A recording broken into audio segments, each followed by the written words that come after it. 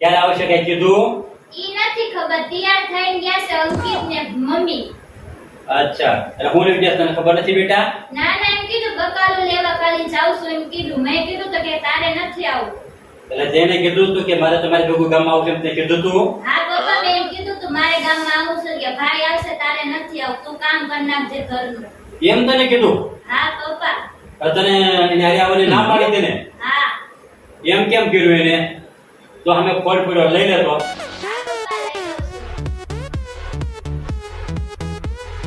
આજ એનો વારો છે.